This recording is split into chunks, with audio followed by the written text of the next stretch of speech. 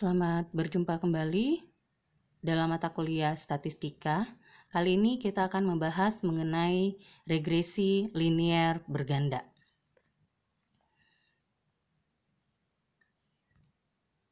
Regresi linier berganda adalah model regresi linier dengan melibatkan lebih dari satu variabel bebas atau independent variable atau prediktornya. Kemarin kita simbolkan dengan X, ya, nilai X.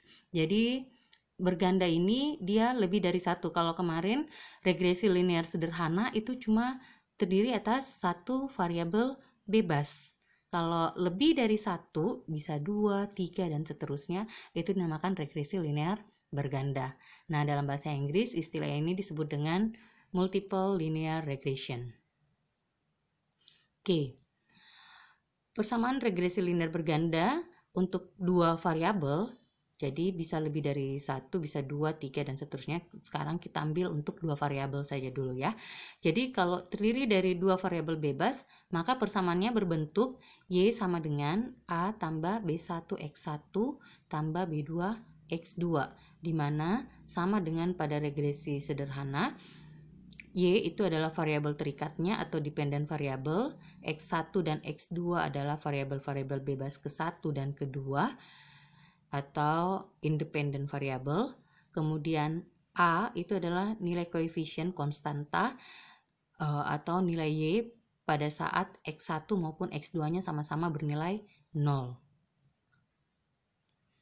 Y1 dan B2 di sini itu adalah koefisien estimasi dari variabel bebas ke-1 dan variabel bebas yang kedua. Ya, jadi dia koefisien estimasi dari X1 dan X2. B1 dan B2 ini menunjukkan arah peningkatan atau penurunan dari variabel terikat atau dependent variable. Kalau B1 atau B2 bernilai positif, maka dia arah naik. Dan kalau B1 dan B2 bernilai negatif, berarti dia arah turun. Ya. Jadi kalau B1-nya positif atau B2-nya positif, itu menunjukkan setiap peningkatan X1 ataupun X2, maka Y-nya juga ikut meningkat. Sedangkan kalau dia arah turun, artinya setiap peningkatan X1 maupun X2, Y-nya justru berkurang atau menurun. Oke, kita langsung masuk pada contoh soal. Ya, di sini kita mengerjakan dengan menggunakan rumus-rumus yang ada. Ya, contoh, seorang manajer retail mau menganalisa tentang variabel mana yang paling menentukan besaran pendapatan di toko-tokonya. Nah, tabel berikut adalah data pendapatan di setiap toko beserta data biaya iklan dan jumlah pegawainya. Tentukan persamaan regresinya dan kesimpulan apa yang diperoleh dari manajer retail ini, ya. Jadi ada 12 toko yang dia analisa, ya. Toko pertama pendapatannya per bulan 36 juta, ya, itu pendapatan bersihnya. Setelah dikurangi biaya iklan dan lain-lain, ya. Biaya iklannya per bulan 24 juta dan jumlah pegawai yang digunakan 13 orang. Toko kedua, ketiga, dan seterusnya bisa Anda lihat pada tabel. Oke, nah yang paling pertama kita mencari dulu mean-nya, ya, atau rata-ratanya. Jadi kita cari rata-rata dari nilai Y, variabel X1 dan variabel X2. Ingat tadi Y itu pendapatan per bulan, X1 itu biaya iklan, dan X2 itu jumlah pegawainya, ya. Jadi kita totalkan dulu jumlah seluruh Y, ya, jumlah semua pendapatan dari 12 toko itu 480. Jadi rata-rata Y, ya, rata-rata Y itu adalah jumlah seluruh pendapatan dibagi banyaknya toko 12, ya. Jadi sigma Y dibagi N, 480 dibagi 12, ya.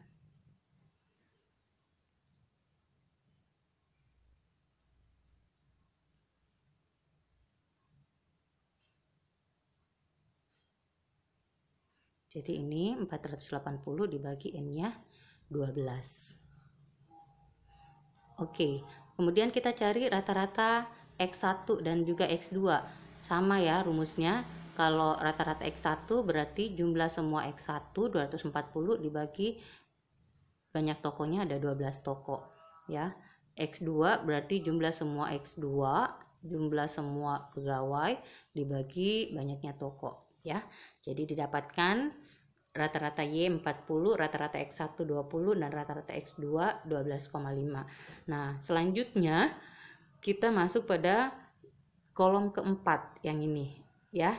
Jadi pada kolom keempat di sini setiap nilai Y dikurangkan dengan rata-rata 40. Berarti 36 dikurangi 40 dapatnya minus 4. 39 dikurang 40 dapatnya min 1, 35 dikurang 40 dapatnya minus 5, begitu seterusnya. Nah, hasilnya dikuadratkan ya. Jadi minus 4 kuadrat itu 16, minus 1 kuadrat 1, minus 5 kuadrat 25, 3 kuadrat 9, begitu seterusnya. Nah, untuk kolom-kolom berikutnya juga dicari untuk X1 dan X2 ya. Kalau kolom di sini berarti nilai masing-masing X1 tiap toko dikurangi rata-ratanya. Rata-ratanya 20, berarti 24 kurang 20 4. 19 kurang 20 min 1, 16 kurang 20 min 4, begitu seterusnya, kemudian dicari kuadratnya. Demikian juga untuk X2 ya. X2 dikurangi 12,5 ya. Kemudian hasilnya nanti dikuadratkan. Oke, setelah kita mendapatkan min-nya, sekarang kita mencari standar deviasinya ya. Nah, standar deviasi kita sudah pelajari pada bagian awal sebelum MIT mengenai statistik deskriptif ya. Jadi standar deviasi kita cari untuk masing-masing variabel Y, X1 dan X2 ya. Jadi standar deviasi untuk Y kita simbolkan standar SDY ya. Jadi rumusnya jumlah semua Y kurang Y kuadrat, Y rata-rata kuadrat dibagi N kurang 1. Jadi untuk mendapatkan ini, rumus ini, maka kita buat dulu tabel ini untuk membantu kita menghitungnya. Jadi Y kurang Y rata-rata kuadrat yang ini 206. Jadi Y-nya dikurang Y rata-rata kan tadi sudah ya. Nah, kemudian dikuadratkan ya, ini hasilnya 206 dibagi N kurang 1, berarti 12 kurang 1, 11. Baru diakarkan, dapatnya 4,327. Begitu juga untuk standar deviasi X1 dan X2. Jadi yang kita gunakan adalah X1 kurang X1 rata-rata kuadrat dengan X2 kurang X2 rata-rata kuadrat. Nah, langkah ketiga setelah kita menghitung standar deviasi adalah kita membuat tabel yang baru ya untuk menghitung kuadrat varian dan korelasi produk momen ya. Jadi ini tetap datanya Y, X1 dan X2. Nah, selanjutnya kita cari Y pangkat 2, X1 pangkat 2, X2 pangkat 2. Jadi masing-masing 36 dikuadratkan dapatnya 1296, 24 dikuadratkan 576, 13 dikuadratkan 169, begitu seterusnya ya. Nah, berikutnya kita kalikan antar variabel-variabel tersebut. X1 kita kalikan dengan Y, X2 juga kita kalikan dengan Y, kemudian antara X1 dan X2 masing-masing variabel bebas juga dikalikan ya, jadi masing-masing dikalikan ya, makanya namanya korelasi produk momen. Produk itu perkalian. Nah, kemudian nanti totalnya dijumlahkan. Ini digunakan untuk menghitung rumus korelasi ya. Jadi rumus korelasi sama juga yang kita sudah bahas pertemuan-pertemuan yang lalu ya. Sebelum kita masuk regresi, kita belajar korelasi. Nah, korelasi antara X1 dan Y kita simbolkan Y1 ya. Jadi Y1 di sini maksudnya antara Y dengan X1. Korelasi Y2 di sini artinya korelasi antara Y dan X2. Ya, korelasi 1, 2 di sini berarti korelasi antara X1 dan X2 ya.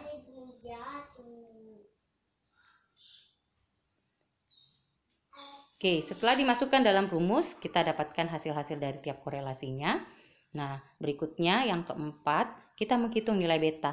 Jadi, memang pada regresi linear berganda ini lebih banyak tabel yang kita gunakan dan lebih banyak perhitungan-perhitungan yang kita gunakan ya. Namanya saja berganda ya. Jadi berlipat-lipat, ada banyak. Beda dengan yang kemarin yang kita mau cari regresi sederhana. Jadi perhitungannya pun sederhana, datanya sederhana, perhitungannya sederhana.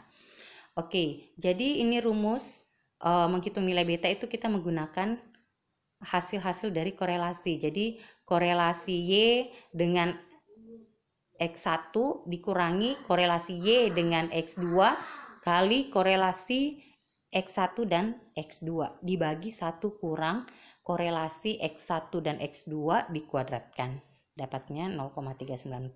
Kemudian cari beta yang kedua. Beta yang kedua ya, jadi beta yang kedua korelasi Y dengan X2 dikurangi hasil kali dari korelasi Y dengan X1 kali korelasi X1 dan X2 dibagi 1 kurang korelasi X1 dan X2 yang dikuadratkan.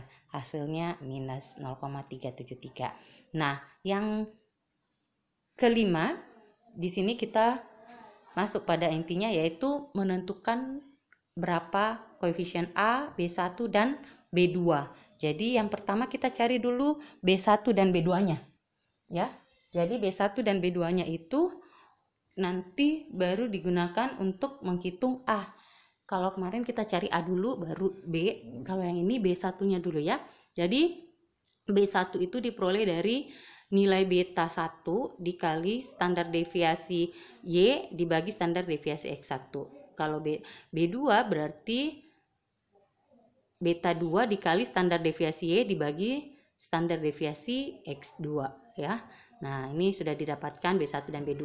Maka untuk mendapatkan nilai A itu adalah rumusnya Y rata-rata, tadi kita sudah hitung di awal, dikurang B1. Makanya tadi kita hitung dulu B1. B1 dikali rata-rata X1 tambah B2 kali rata-rata X2. Ya. Jadi kita peroleh hasilnya seperti ini. Ya, 44,955. Maka kalau kita mau menyusun persamaan regresinya, ingat tadi persamaan regresi itu berbentuk A tambah B1X1 tambah B2X2. Ya, jadi Y sama dengan A tambah B1X1 tambah B2X2. A-nya 44,955, B1-nya 0,396 ya, positif, berarti positif 0,396 X1, B2-nya minus 1,03 berarti dikurang 1,03 X2. Jadi tambah ketemu kurang tambah ketemu negatif menjadi kurang ya. Ini kurang 1,03 X2. Jadi pertanyaan pertama sudah terjawab, persamaan regresinya bentuknya seperti ini ya. Nah, kesimpulan apa yang bisa diperoleh? Jadi kita lihat yang pertama koefisien interceptnya 44,955. Ini menunjukkan bahwa ya, jadi nilai A 44,955 itu menunjukkan bahwa ketika X1 dan X2 ya itu sama dengan 0, maka nilai Y itu sebesar 44,955. Artinya apa? Ya, kalau X1 dan X2, kalau toko tidak mengeluarkan biaya iklan dan tidak menggunakan tenaga pegawai, tidak ada biaya iklannya dan pegawainya, maka pendapatan rata-rata per bulannya itu adalah 44,955 juta. Ya. Nah, yang berikut, kesimpulan berikutnya, B1 sebesar positif 0,396. Artinya apa? Artinya setiap penambahan 1 X1, X1 di sini adalah biaya iklan ya. Biaya iklan dalam jutaan. Berarti setiap pengeluaran 1 juta biaya iklan ya, sebesar 1 juta biaya iklan, maka Y-nya pendapatannya bertambah sebesar 0,396 juta ya, atau sekitar 300-an ribu ya. Jadi ini kesimpulan yang kedua ya, setiap penambahan 1 juta biaya iklan, nilai Y-nya bertambah sebesar 0,396 juta. Oke. Jadi ini asumsinya bahwa X2 dan variabel-variabel lainnya yang mempengaruhi itu konstan ya, atau disebut ceteris paribus. Oke, kesimpulan berikutnya ya adalah ini ya. Koefisien X2 minus 1,03. Ingat tadi X2 itu adalah jumlah pegawai. Itu berarti setiap penambahan 1 orang pegawai ya, Y-nya justru berkurang sebanyak 1,03 juta. Ya, jadi kalau tambah lagi pegawai justru pendapatannya berkurang sebesar 1,03 juta rupiah ya.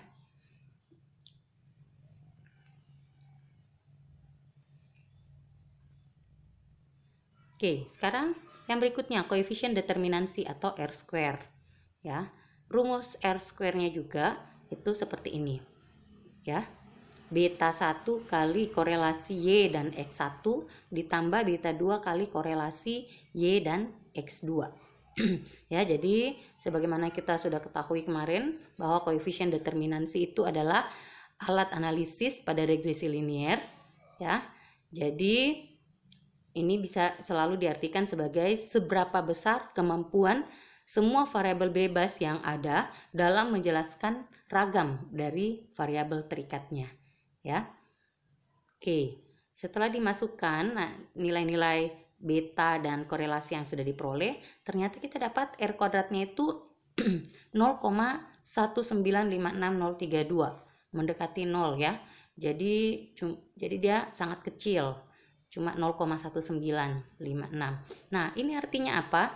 0,1956 atau 19,56%. Ya, 19,56% kita bulatkan saja, 0,32-nya dibuang ya. Jadi sekitar 19,56% ya, variabel biaya iklan dan jumlah pegawai itu menentukan besaran pendapatan. Jadi dia hanya mampu menjelaskan ragamnya ya, biaya iklan dan jumlah pegawai atau model persamaan regresi yang kita peroleh ini hanya mampu menentukan sebesar 19,56% ya. Jadi variabel bebas yaitu biaya iklan X1 dan jumlah pegawai yaitu X2 menentukan besaran pendapatan hanya sekitar 19,56%. Jadi ada banyak faktor-faktor lain yang mempengaruhi besaran pendapatan ya. Jadi masih ada 80,44% lainnya, masih ada besar sekali. Jadi ini sangat kecil mempengaruhi besaran pendapatan. Oke, sekian mengenai regresi linear berganda ya. Kita akan masuk materi berikutnya, bagaimana menyelesaikan analisa regresi berganda ini dengan menggunakan SPSS. Oke, sekian untuk hari ini. Sampai jumpa. Salam sehat selalu.